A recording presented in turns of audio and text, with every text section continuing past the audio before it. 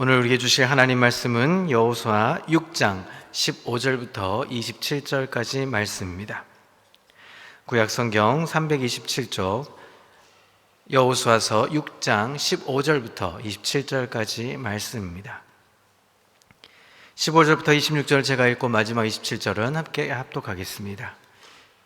일곱째 날 새벽에 그들이 일찍이 일어나서 전과 같은 방식으로 그 성을 7번 도니 그 성을 7번 돌기는 그날 뿐이었더라. 7번째에 제사장들이 나팔을 불 때 여호수아가 백성에게 이르되 외치라, 여호와께서 너에게 이 성을 주셨느니라. 이 성과 그 가운데 있는 모든 것은 여호와께 온전히 바치되 기생 라합과 그 집에 동거하는 자는 모두 살려주라. 이는 우리가 보낸 사자들을 그가 숨겨 주었음이니라. 너희는 온전히 바치고 그 바친 것 중에서 어떤 것이든지 취하여 너희가 이스라엘 진영으로 바치는 것이 되게 하여 고통을 당하게 되지 아니하도록 오직 너희는 그 바친 물건에 손대지 말라. 은금과 동철 기구들은 다 여호와께 구별될 것이니 그것을 여호와의 곳간에 드릴지니라 하니라. 이에 백성은 외치고 제사장들은 나팔을 불매 백성이 나팔 소리를 들을 때에 크게 소리질러 외치니 백성이 무너져 내린지라. 백성이 각기 앞으로 나아가 그 성에 들어가서 그 성을 점령하고 그 성 안에 있는 모든 것을 온전히 바치되 남녀노소와 소와 양과 나귀를 칼날로 멸하니라. 여호수아가 그 땅을 정탐한 두 사람에게 이르되 그 기생의 집에 들어가서 너희가 그 여인에게 맹세한 대로 그와 그에게 속한 모든 것을 이끌어내라 하매 정탐한 젊은이들이 들어가서 라합과 그의 부모와 그의 형제와 그에게 속한 모든 것을 이끌어내고 또 그의 친족도 다 이끌어내어 그들을 이스라엘의 진영 밖에 두고 무리가 그 성과 그 가운데 있는 모든 것을 불로 사르고 은금과 동철 기구는 여호와의 집 곳간에 두었더라. 여호수아가 기생 라합과 그의 아버지의 가족과 그에게 속한 모든 것을 살렸으므로 그가 오늘까지 이스라엘 중에 거주하였으니 이는 여호수아가 여리고를 정탐하려고 보낸 사자들을 숨겼음이었더라. 여호수아가 그때 맹세하게 하여 이르되 누구든지 일어나서 이 여리고 성을 건축하는 자는 여호와 앞에서 저주를 받을 것이라. 그 기초를 쌓을 때에 그의 맏아들을 잃을 것이요 그 문을 세울 때에 그의 막내 아들을 잃으리라 하였더라. 함께 읽습니다. 여호와께서 여호수아와 함께 하시니 여호수아의 소문이 그 온 땅에 퍼지니라. 아멘. 할렐루야. 오늘도 하나님의 은혜와 평강이 삶에 넘치시기를 그리스도의 이름으로 소망합니다. 여호수아 6장 1절부터 어제 본 11절까지 14절까지 말씀은 요단강을 건너서 이제 가나안 정복 전쟁의 시작을 알리는 여리고성 전투에 앞서서 여리고성의 앞에 도착한 여호수아 이스라엘 백성들에게 하나님께서는 여리고성을 정복하기 위한 방법들을 말씀해 주셨습니다. 그 방법은 우리 어제 보았듯이 하나님 말씀을 따라서 대열을 맞추고 이스라엘의 모든 군사는 매일 여리고성을 하루에 한 바퀴씩 돌게 하였습니다. 그리고 마지막 7째 날에는 7번 돌고 나팔을 불며 큰 소리를 외치게 하셨습니다. 여호수아와 이스라엘 백성들은 하나님의 말씀을 따라 6일간 매일 침묵하고 하루에 한 바퀴씩 돌고 마지막 7번째 날에 7바퀴를 돌았습니다. 이스라엘에 대한 소문을 듣고 성문을 굳게 닫았던 여리고성 사람들은 싸울 생각을 하지 않고 침묵하며 성 주변을 그냥 맴돌고 있는 이스라엘 백성들을 보고 의미 없는 행동이라고 여겨지고 미련하다고 판단했을 겁니다. 왜냐하면 매일매일 성 주변을 도는 행동은 자신들은 적군의 위협 속에 노출시켜야 하는 전쟁에 있어서는 상식적이지 않은 행동이었기 때문입니다.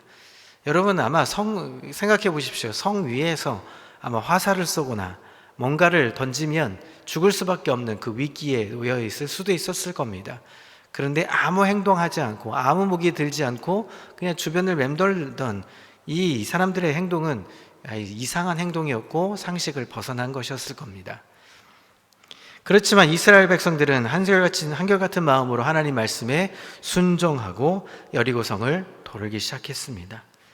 하나님 말씀에 대한 믿음과 순종에 대한 비롯한 이 행동들은 종종 세상에서의 관점에서 보면, 세상 사람들이 보면 이해하기 어렵고 미련해 보일 수도 있을 겁니다. 우리가 예배 드리는 것, 우리가 하나님께 나아가는 것, 우리가 하나님께 드리는 시간과 물질들을 보면 어리석다 판단할 수도 있을 겁니다. 그럼에도 하나님 말씀에 순종하고 나아가면 결국 어떻습니까? 하나님의 뜻을 알게 된다는 것입니다. 그렇다면 이렇게 믿음으로 순종할 수 있었던 이유는 무엇이었습니까? 16절에 하나님 말씀을 따라 이스라엘 백성들이 여리고성을 7번 돌고 제사장들이 나팔을 불 때 여호수아가 백성들에게 선포합니다. 외치라, 여호와께서 너희에게 이 성을 주셨다. 아직 여리고성은 굳게 닫혀 있었습니다. 이전과 변한 것 하나도 없었지만 하나님의 말씀을 따라 승리를 선포했던 것입니다. 어떻게 여호수아는 승리를 선포할 수 있었습니까? 바로 하나님께서 6장 2절을 통해서 이스라엘 백성들에게 여리고와 그 왕과 그 용사들을 넘겨주었다고 이미 말씀하셨기 때문입니다. 여기서 주었다는 이 표현은 내가 무엇을 열심히 해서 차지한 것이 아닙니다. 그런 표현이 아닙니다. 이미 완결된, 끝난 일을 말하고 있는 것입니다. 다시 말하면 이미 승리를 가져다 주셨고 이미 그것은 이긴 싸움이었다는 사실입니다. 아니, 여리고성 전투에 뿐만 아니라 이 모든 전쟁이, 가나안의 모든 정복 전쟁은 다 이김의 전투였던 것입니다. 왜냐하면 하나님이 가라고 한 땅이었고 하나님이 전쟁하라고 하셨고 하나님이 이기게 하셨던 것입니다. 그리스도인들의 삶이란 어떤 것입니까? 내 힘과 내 능력을 가지고 쟁취하고 탈취하는 것이 아닙니다.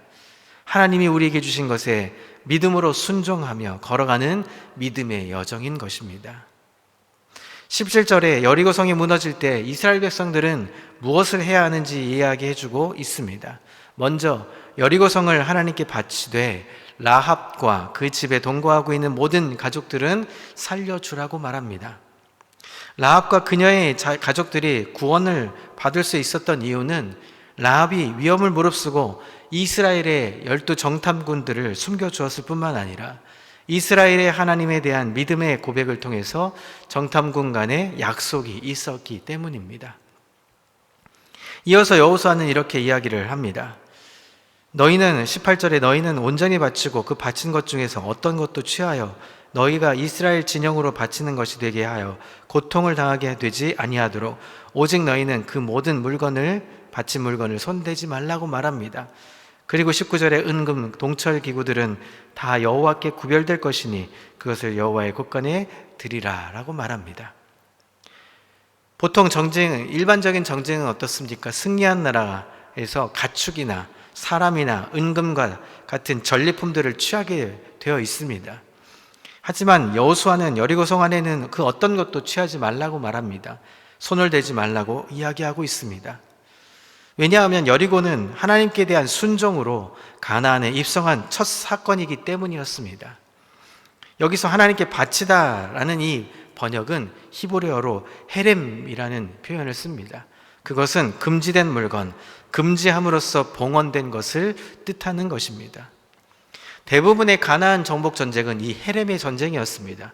하나님께서 원하셨던 전쟁이었고 하나님이 이미 승리케 해주신 전쟁이었고 순종하면 되는 것이기 때문에 전리품을 취할 필요가 없었던 것이죠. 전리품들은 모두 하나님께 드려져 그 누구도 취하지 않음으로써 이 전쟁이 하나님의 승리하는 것을 인정하고 그에 따른 순종을 따르는 것이었습니다. 만일 이스라엘이 자신의 욕망에 따라 하나님이 금지된 전리품을 취했다면 결국 어땠습니까? 하나님이 아닌 내가 승리했다는 것입니다. 내가 했던 것이고 내가 무엇인가 했기 때문에 취해야 한다는 것을 표현하는 것이죠. 다른 의미로 순종이 아닌 하나님께 대한 배반이자 일반적인 침략에 불과했던 것입니다. 이제 20절부터 27절은 하나님의 말씀대로 제사장들은 나팔을 불며 이스라엘 백성들을 크게 외치자 하나님께서 이스라엘에게 주었다는 말씀 주었다고 말씀하신 여리고성이 무너지게 되었습니다. 이스라엘 백성들은 하나님의 말씀에 순종해서 기다리고 기다렸던 첫 승리를 경험하게 되었던 것입니다. 이에 무너진 여리고성 안에서 들어가 이스라엘 백성들은 여리고성의 사람들을 종으로 삼을 수도 있고 가축들을 재산으로 삼을 수 있었습니다. 하지만 18절과 19절의 말씀을 따라서 불로 사르고 은금과 동철 기구는 여호와의 집 곳간에 두었습니다. 약속한 대로 라합과 그의 식솔들 함께 구원받게 되었습니다.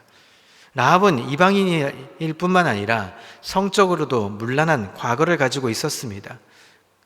천대와 멸시를 받던 신분이었지만 하나님을 향한 믿음의 고백과 순종을 통해서 하나님 나라 백성이 되려는 사람, 하나님 안에서 새로운 삶을 살기 위해 원하는 사람이라면 그들은 사회적인 신분은 어떠하든지 그들의 과거가 어떠하든지 하나님께서는 차별하지 않으시고 하나님 넓으신 품 안으로 보듬어 주신다는 하나님의 보편적인 사랑을 볼 수 있는 것입니다. 그리고 마지막 26절, 27절에 여호수아는 여리고를 진멸하고 이 성을 다시 세우겠다고 하는 자가 누구든지 저주를 받는다고 선언하고 있습니다. 이 말은 이곳에서 거주하는 것을 금하는 것이 아니라 하나님께 바쳐진 성을 다시 건축해서는 안 된다고 표현하고 있습니다. 미련해 보였지만 하나님 말씀에 순종하고 승리를 얻은 여리고성 이야기를 통해서 하나님과 함께한 여호수아의 소문은 온 땅으로 퍼지게 되었습니다. 여리고 전투에서 이스라엘이 승리할 수 있었던 비결은 무엇입니까?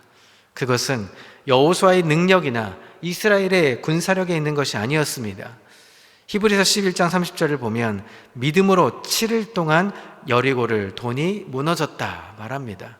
무엇을 말합니까? 믿음으로 했다는 것입니다.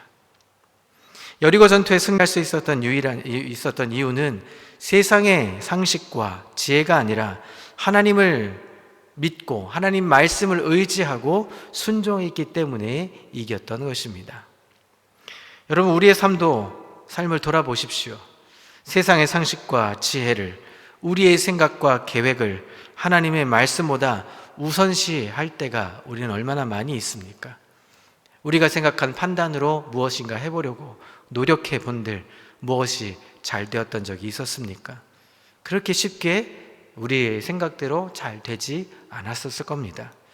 그렇다면 이 시간 우리의 마음을 다시 한번 갈아엎고 지금도 우리를 향해 말씀하시는 주님의 말씀을 품을 수 있기를 그리스도의 이름으로 소망합니다. 어제 수요예배도 제가 말씀드렸지만 우리가 무엇을 해야 합니까? 말씀에 귀 기울이는 것입니다. 우리가 승리할 수 있는 비결은 무엇밖에 없습니까? 순종밖에 없는 것입니다. 우리가 순종하고 말씀을 기대어서 살아갈 때에 우리에게 승리를 가져다 주시는 것입니다. 사랑하는 성도 여러분, 오늘도 하나님이 함께 하시고 우리를 내버려 두시지 아니하시고 절대로 포기하지 아니하시는 하나님의 넓으신 품 안에 안겨서 오늘도 기쁨과 감사로 말씀에 순종하여 오늘도 주시는 승리케 하심을 맛볼 수 있는 귀한 날, 오늘 한 날이 될 수 있기를, 귀한 삶의 여정이 될 수 있기를 그리스도의 이름으로 소망합니다. 기도하겠습니다. 하나님 아버지, 감사합니다. 오늘도 우리에게 말씀을 주시고 결국은 우리와 함께 하시는 하나님, 그 하나님이 하나님 이스라엘을 구원하셨던 것처럼 오늘도 우리를 살아 역사하시는 하나님의 말씀에 따라 순종함으로 감사가 넘치고 은혜가 넘치고 기쁨이 넘치고 승리하는 삶을 살게 하여 주옵소서. 때로는 우리의 생각으로 우리의 판단으로 무엇인가 하려고 할 때가 있습니다. 그것마저도 하나님 다 내려놓고 하나님을 의지하며 나아가는 복된 삶에게 이끌어 주옵소서. 그래서 힘써 여호와를 알아가며 힘써 여호와께 의지하며 나아가는 삶이었을 때 결국은 하나님이 우리를 인도해 주셨다, 하나님이 우리와 함께 해주셨다는 것을 경험하여 세상 사람들에게 널리 하나님의 은혜를 전파할 수 있도록 우리의 삶을 이끌어 주옵소서. 함께 하실 줄 믿고 예수 그리스도의 이름으로 기도합니다. 아멘.